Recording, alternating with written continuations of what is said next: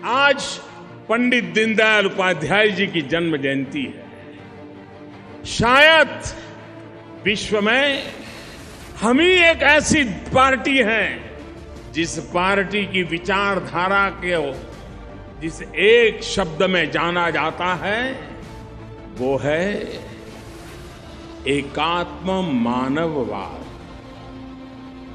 दुनिया में कहीं पर भी कोई भी राजनीतिक दल मानववाद शब्द से जुड़ करके काम कर रही हो ऐसा मैंने न सुना है न मैंने पढ़ा है। हम अकेले हैं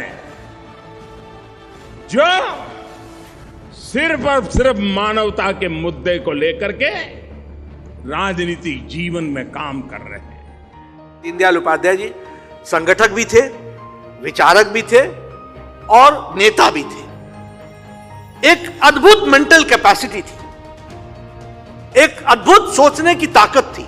ये दीनदयाल जी ही थे जिन्होंने भारत की राष्ट्रनीति, अर्थनीति, समाज नीति, राजनीति इन सभी पहलुओं पर भारत के अथाह सामर्थ्य के हिसाब से तय करने की बात बड़ी मुखरता से कही थी, लिखी थी।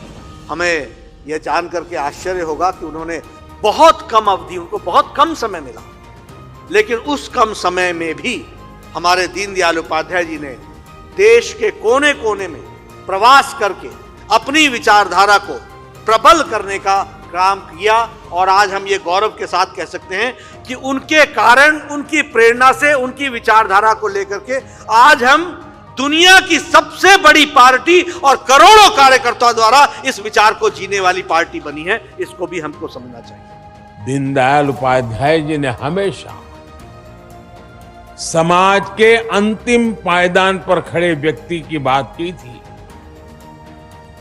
यही उनके अंत्योदय का संकल्प था। इसी संकल्प पर चलते हुए हमने अंतिम पायदान पर खड़े व्यक्ति का सामर्थ्य बढ़ाने, उसके जीवन को बेहतर बनाने के लिए कई बड़े कदम उठाए हैं।